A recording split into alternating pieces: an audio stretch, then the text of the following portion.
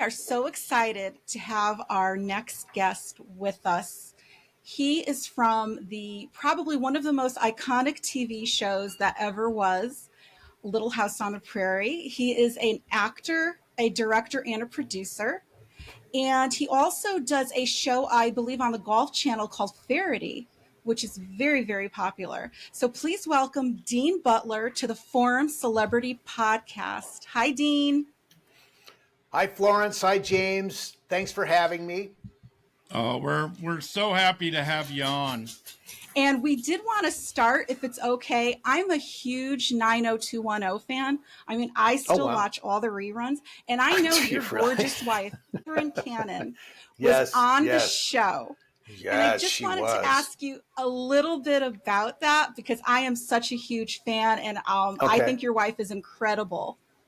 Well, aren't you nice? I think she's incredible, too. And I'll tell you that our daughter-in-law, when she found out that this young man she'd fallen in love with was the son of Catherine, I think his stock went up a few points. He loved 90210.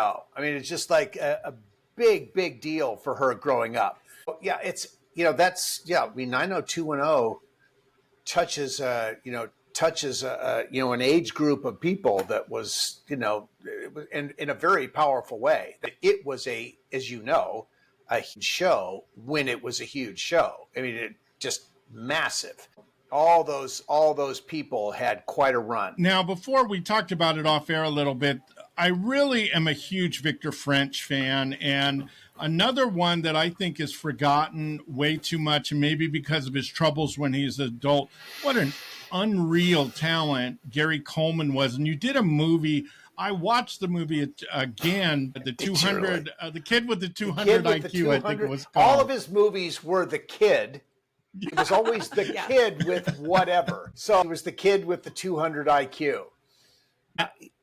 Why don't you talk about those two? Because I think they're just so amazing talents. I really enjoyed them. Well, my experience with Gary was, I mean, like most of America, Gary sort of exploded onto the scene in different strokes and very quickly became the dominant presence on that show because he was just so unique.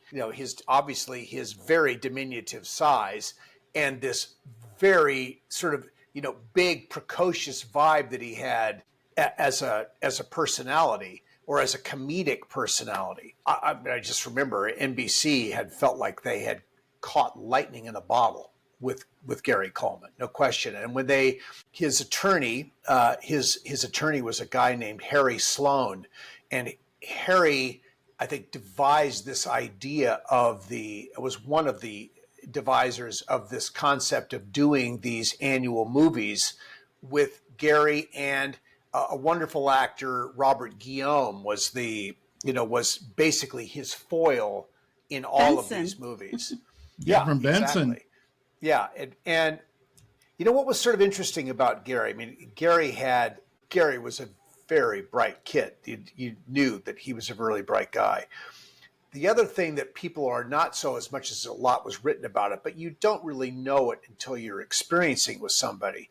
Gary had a lot of health challenges during his entire life. He just, that was the thing he had to deal with were the health problems. And he was not always in the best of moods because he was uncomfortable a lot of the time or some of the time. And I certainly doing the kid with the 200 IQ and was paired with Kari Michelson, who was another one of NBC's young stars. And, you could just see that Gary was dealing with stuff. And he would, when he could, he would push through that, and he would deliver and be the Gary Coleman that people wanted him to be and hoped he would be and loved him for being. So good for him. And then Victor, I heard he was really almost like recluse, where he was so private. Is that true? I think Victor was a very private person. Victor, well, let's start with on the macro side of it. Victor was a huge talent. He had a very expansive craft that he could, and a pool of emotional life and experience that he could pull from to take him to all the places he wanted to go as an actor. What's really interesting and fun about Victor is that, through his early years of his career, he basically played bad guys. This was, he was playing the villain on a lot of Westerns. And I think he did 3 or 4 different Bonanzas, always a heavy on those shows. And you could see it, you could see why he would be a heavy. He's not a classically handsome man at all, sort of a charactery looking guy, the big with bags under his eyes. And he had sort of a scowl all the time that was readily available to him. I mean, he had a great voice for those heavies. I think, Michael saw something in him and look, Victor had worked a lot in the theater. He'd had an opportunity to play a lot of different kinds of characters. So I'm sure in his theater life, he got to play other than the heavies that he was largely playing on television. But Michael, having spent time with Victor, understood that he was a very funny man. And in Mr. Edwards, he got a chance to mine all of that.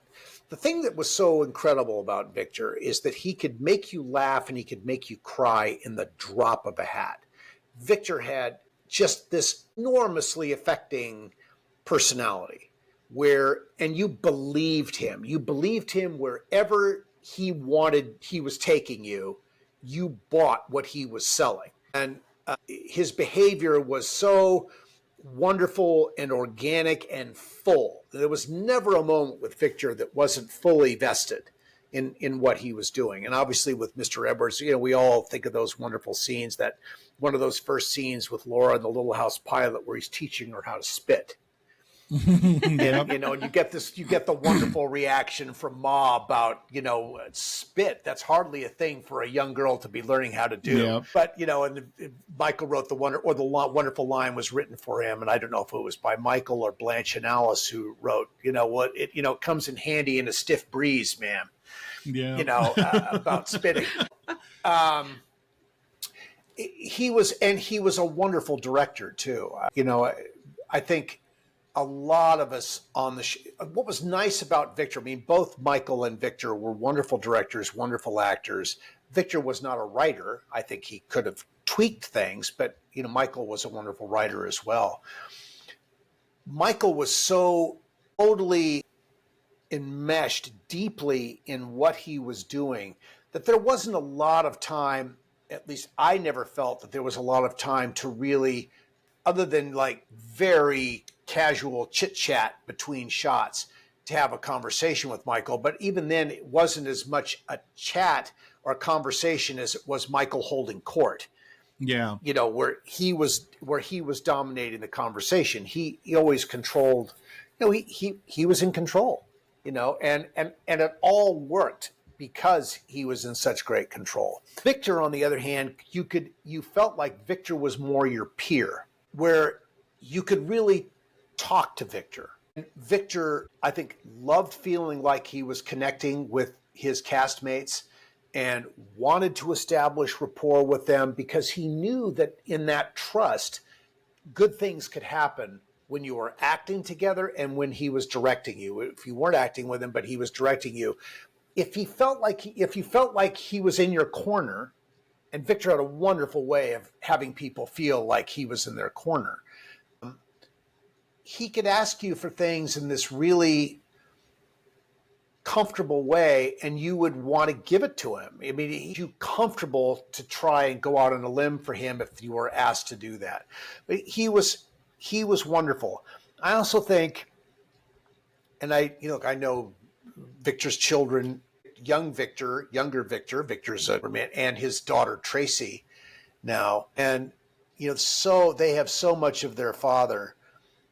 But one of the things I always think about Victor is I think he had a deep well of sadness in his life. There were Mm-hmm. there were devastating disappointments for him that I don't know that he ever really got through. Now, as an actor, he could use all of that. He had access to using that pain that he had in his work, but he still had to live with that pain all the time. And Yeah. when he was using it to get a result, it was a wonderful tool for him. But maybe not 24 hours a day. It's not a wonderful Yeah. tool. It's a challenge to deal with that. And he did deal. And of Yeah. course, he went on to work with Michael in Highway to Heaven, and they were a wonderful pair together. What was nice about that for both of them is there was never a question about who the handsome lead is in that situation, and who the support is coming from. There were episodes where Victor had really nice storylines, and Michael was very generous about giving people their moments. Everyone Yeah. got their moments when they were working with Michael. But most of the time in the shows, Michael was at the center of things, but Victor would have gotten his chances. And Victor also, in supporting Michael, was a wonderful supporting presence for Michael. Yeah. They were really good together. Yeah. Now talk about I'm from Napa. I'm a Bay Area boy. I'm probably the only one that's Okay. ever interviewed you that knows where Piedmont is. But Okay. Pete, you grew up in Piedmont. You said Right. you were kind of from a farm, a cowboy. You went to UOP. I have a lot of friends that went to UOP, and Yeah. so Piedmont is very important. There's a lot of artistic things and a lot of people from the Hollywood from there, and a lot of famous things have happened there. But you had a really, it seems like you had one of those childhoods. You're not one of these that's going to have, any big things written about you, or you're not going to be on one of those specials about tragic childhoods. It seems like you had a Yeah. pretty good family life. I did. No, I'm very blessed with my family. I'm a fifth generation Californian. My family arrived in California before the gold rush in 1849. I grew up in, look, was it a perfect family? I mean, I don't know what a perfect family is. We certainly our family had its hiccups along the way. But what I grew up with with my mother's parents as the fixtures at the head of the immediate family that I was growing up in. And it was definitely, the lessons were about basically what we got was family is important. Your blood matters. And if you are a member of this family, you are an important person in the family. And it doesn't mean you have to be enamored of everybody. You don't necessarily just, jump up and down for every member of your family, but they are your family. And you will treat them with respect, and you will honor their position in the family as they will honor your position in the family. And that was a very important message. Everyone was always welcome in our family, in large family gatherings. There maybe been people that were problematic in the way that they occurred, but they were always welcome, and they were always treated with respect. When was the first, when you had such a good family? It seems like a lot of the movies you did were wholesome, were good, they weren't crazy. It's like Right. some of the movies of that time were. When Yeah. was the first time that you really thought of seriously being about an actor? And also, was it always in your spirit to do kind of wholesome stuff? So I don't think I precast myself in terms of the kinds of things I would do. I mean, I think that gets taken care of by others. Decisions are made by other people. When we walk in a door to be cast, someone is looking at us and reading what we bring in the door, and they are deciding how we're going to be cast. I mean, as an actor, you can try and push your casting in a certain direction by only fighting to get in certain kinds of meetings and improving something and showing something that they weren't expecting. But, generally, certainly in a Hollywood environment, unlike what you'd get in the theatrical environment certainly not in high school or college or whatever, at that point, it's just about, can you do it? and you can get cast to do a lot of things that you would never get cast in as a professional.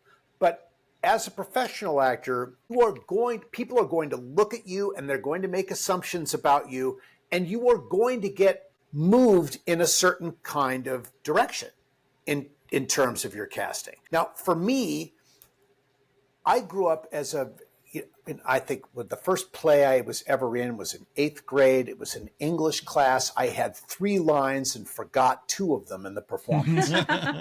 I was a very shy, nervous. I was very insecure as a kid. Now, it doesn't mean I wasn't loved at home. My family accepted that I was shy, but I was a shy, insecure kid. It wasn't until, for me, it was a high school experience where I was working with my high school geometry teacher. I was a horrible geometry student, by the way. Theorems and angles, it was a complete disaster for me. But my geometry teacher always ran the scoreboard at varsity basketball games. And he had invited me to do the scorebook. I don't know if you've ever been in a basketball game and there is a scorebook and all the numbers are written down and X's and O's for free throws and all personal fouls. So he taught me to do the book. And before our first game of the season, we had a great team when I was a sophomore. Our varsity team was incredible that year. But he looked over at me before the game was supposed to begin. He said, "Who wants to introduce the starting lineups?" And sitting in front of me on the table was this silver Shure microphone, not unlike the pedestal mic that everyone used at a certain time. And it was an amazing thing for me. I saw the gym got dark and there was a spotlight that came down on the microphone and it glowed and everything went away but that microphone. And I think it was the first, when I spoke into that microphone, my heart probably, blowing out of my chest. But when I spoke into that microphone, it was one of the first times in my life that I had felt, at least at school, among my peers, that I was heard. I mean, really heard, because my voice was there over the loudspeaker. And they weren't applauding me, they were applauding the guys' names that I was talking about, but there was a real connection for me in that. Sure. And then there was, look, you can relate to that. You're doing what draws you to do what you're doing. People have a need to be heard somewhere in their life. And it could be doing many, many different things. But I had a need to be heard and eventually visible. And after a year of doing the basketball games, which was really a game change, a life-changing, game-changing experience for me in terms of how I was viewed by the people I had grown up with. I graduated from high school with the same core group of people that I started kindergarten with years earlier. So there was a real metamorphosis of experience with those people. And it was huge for me to find that. And the logic was, well, if they like what I'm saying, maybe maybe I could be in front of them and be seen too. Followed a girl that I had a crush on into a high school musical rehearsal. And I joined the chorus of Once Upon a Mattress was involved in this show and absolutely loved being in that light. And it was huge for me. And that was those two things. Once the speaking and then you go and you're on the stage, I was completely hooked at that point. And it was just a matter of pursuing it, and looking for an opportunity. So that's really how it began for me. I wanted to be a conduit for communication of some kind. And I left the casting up to those who were doing the casting. I didn't tell people how to cast me. Certainly as I started working professionally after my first freshman year in college at Pacific, I started going to auditions, and you get put into particular kinds of things. You're seen a particular way. Your picture communicates something about you, and you walk in the door, and that's what you're going to be doing. And that's basically what that casting was, what stuck with me. I was very, very specific in what I was bringing. I mean, my look was very clear. You know, people talk about actors as being, like someone said to me, "You're like," and this is, they weren't trying to be negative with me, but they were saying it because it was so specifically one thing. They said, "You're really like white paint, and it doesn't take much. You could put in another color, and you don't have to put in very much to change the color entirely." It's like, you know, you're not going to, and it's always going to be in this sort of, in this range, but it's going to be white has nothing to do with white. It just has to do with, I'm pretty specifically clear about what I am, as opposed to actors or people who are more ambiguous in their look, and depending, they can move in a range of characters in a way that's, I mean, really, it's wonderful. You know, I mean, I would love to have played a villain at some point. That just, I think I could play an unsuspecting villain now, but at the time I would have had, years ago, I would have no access. Like a Heath Ledger. You know, one minute he's a leading handsome guy, the next minute he's one of the most evil guys. He's the Joker. Yeah. I mean, so what an incredible performance that was. I'd never met Heath Ledger. I don't know what his deal was, but there was a lot going on in that. A lot going on. Now, the one thing that we wanted, obviously everyone loves Little House. When you first got on it, you went on it mid, it was a mid-run. They had four seasons. They were doing really good. They were set. You come in, Laura's already now a woman. I believe she was 15 at the time. So that was no, but she was not. That's the thing, James. She was not a woman at all. Yeah, she's a kid. When I first met Melissa, first day of shooting of season 6 now. So they've gone through 5 very successful seasons. Michael had made the decision, Laura's going to grow up in the 6th season, or she's going to make some major strides towards growing up. There were no mix and match sessions that we had when Michael read the different actors that were coming to audition for this part. When I met Melissa that day in May of 1979, there was no hint of a woman there. None. I looked at her. This is a little girl. Very bright, very verbal, all of that. But there was no woman standing in front of me. For sure, no woman standing. And I'm sure, she has commented many times, I was, a guy who, I drove my own car and lived in my own apartment and shaved my face. That was sort of the thing that stood out for her, that made, and not only that, I was probably a foot taller than she was and weighed 80 to 90 pounds more than she did. I mean, we were 23 and 15. And at that age today, that means nothing. Those years are nothing today. At 67 years old, what's 8 years? It's nothing. But then that was a huge, huge deal to overcome. And it wasn't, I'd had some life experience. So I sort of knew, as this was going to move towards a romance of sorts, I was comfortable in that territory. I had been there before. She'd had no experience in that territory. And I think it was a little intimidating for her, although Melissa was so confident that she was never going to give that away. She never would have tipped her hand that she was uncomfortable. I think less confident young women might have folded in that situation because, she'd never been on a date. She'd never done, and the idea that within 6 months of working time, she's going to go from this young girl in pigtails to a young woman getting ready to get married. Yeah, now her hair's up. But you guys, I felt you handled it right as an actor, and I felt that you handled it right as a show. It didn't go over the top, and it was very simple. It was, and I think that's what I liked about it. There was no weirdness about it, even though we knew it kind of was. But I think you guys handled it perfect.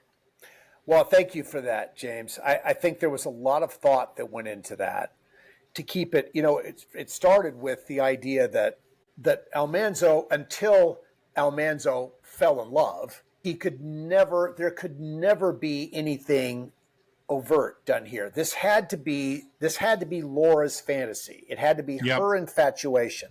She had to be driving the narrative of where she wanted this relationship to go. As as Almanzo said in a later episode, he just thought of her as a nice young friend until he was thinking of her as something more than that.